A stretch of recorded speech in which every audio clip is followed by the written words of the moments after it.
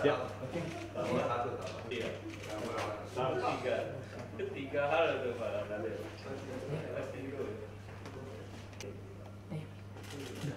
Sudah. Perhimpunan.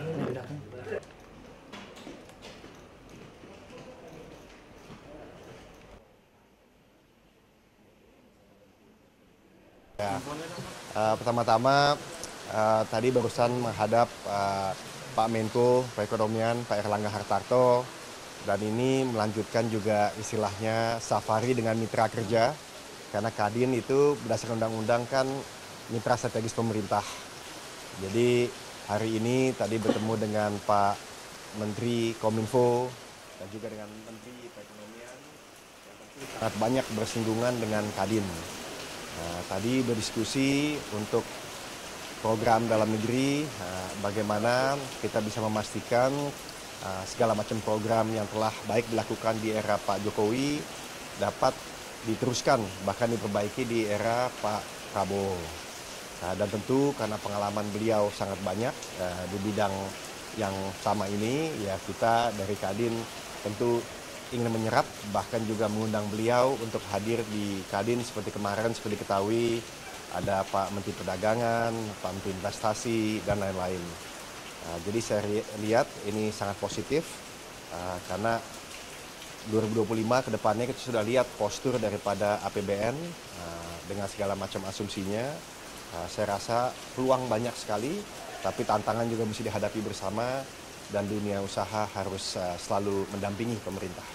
Kira-kira ada wejangan itu dari Pak Menko untuk Kadin sendiri? Ya, wejangannya cuma dua. Yang pertama bagaimana Kadin itu bisa terus menjadi mitra strategis pemerintah yang efektif untuk bisa menjalankan roda perekonomian baik dalam dan luar negeri. Dan yang kedua bagaimana Kadin menjadi wadah dunia usaha. Bukan saja perusahaan besar, tapi menengah kecil, termasuk juga BUMN dan koperasi. Dan saya rasa itu masukan yang sangat bagus, apalagi Kadin itu mempunyai kaki tangan di kabupaten dan kota, dan tentunya provinsi. Pak, tadi disebutkan banyak program-program yang akan dilanjutkan, mungkin bisa dijelaskan program apa saja dan mungkin ada program barunya.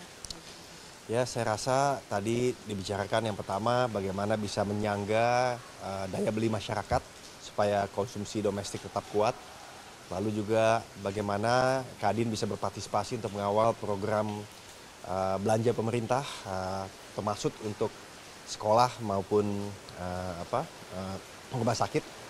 Dan juga bagaimana bisa memberikan suatu persepsi bahwa Indonesia itu memang aman. Dan memang aman sebenarnya, sehingga FDI, Foreign Direct Investment, bisa maju terus. Dan berikutnya juga bagaimana apapun investasinya, pengolahannya baik sehingga bisa memperkuat ekspor kita. Tanpa melupakan tentunya juga UMKM, kemarin dibicarakan juga sama Pak Mendak.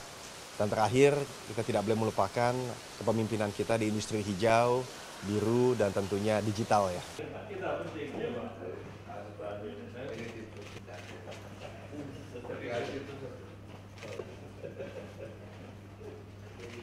Alhamdulillah.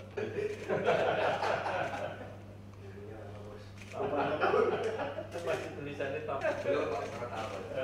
Ya, oke. Iya. Tiga hal itu Pak Nabil.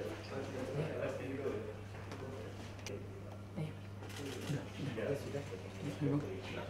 Perhimpunan.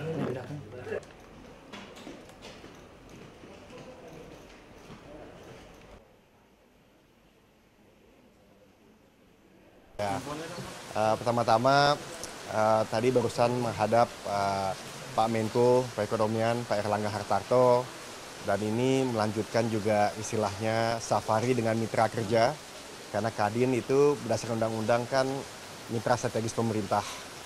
Jadi hari ini tadi bertemu dengan Pak Menteri Kominfo dan juga dengan Menteri Perekonomian yang tentu sangat banyak bersinggungan dengan Kadin. Tadi berdiskusi untuk program dalam negeri, bagaimana kita bisa memastikan segala macam program yang telah baik dilakukan di era Pak Jokowi dapat diteruskan, bahkan diperbaiki di era Pak Prabowo. Dan tentu karena pengalaman beliau sangat banyak di bidang yang sama ini, ya kita dari Kadin tentu ingin menyerap, bahkan juga mengundang beliau untuk hadir di Kadin seperti kemarin, seperti diketahui ada Pak Menteri Perdagangan, Pak Menteri Investasi, dan lain-lain. Jadi saya lihat ini sangat positif karena 2025 ke depannya kita sudah lihat postur daripada APBN dengan segala macam asumsinya. Saya rasa peluang banyak sekali, tapi tantangan juga mesti dihadapi bersama dan dunia usaha harus selalu mendampingi pemerintah. Kira-kira ada wejangan dari Pak Menko untuk Kadin sendiri? Ya, wejangannya cuma dua. Yang pertama bagaimana Kadin itu bisa terus menjadi mitra strategis pemerintah yang efektif untuk bisa menjalankan roda perekonomian baik dalam dan luar negeri. Dan yang kedua bagaimana Kadin menjadi wadah dunia usaha. Bukan saja perusahaan besar, tapi menengah kecil, termasuk juga BUMN dan koperasi. Dan saya rasa itu masukan yang sangat bagus, apalagi Kadin itu mempunyai kaki tangan di kabupaten dan kota, dan tentunya provinsi. Pak, tadi disebutkan banyak program-program yang akan dilanjutkan, mungkin bisa dijelaskan program apa saja dan mungkin ada program barunya. Ya, saya rasa tadi dibicarakan yang pertama bagaimana bisa menyangga daya beli masyarakat supaya konsumsi domestik tetap kuat. Lalu juga bagaimana Kadin bisa berpartisipasi untuk mengawal program belanja pemerintah, termasuk untuk sekolah maupun rumah sakit. Dan juga bagaimana bisa memberikan suatu persepsi bahwa Indonesia itu memang aman. Dan memang aman sebenarnya, sehingga FDI, Foreign Direct Investment, bisa maju terus. Dan berikutnya juga bagaimana apapun investasinya, pengolahannya baik sehingga bisa memperkuat ekspor kita. Tanpa melupakan tentunya juga UMKM, kemarin dibicarakan juga sama Pak Mendak. Dan terakhir kita tidak boleh melupakan kepemimpinan kita di industri hijau, biru, dan tentunya digital ya.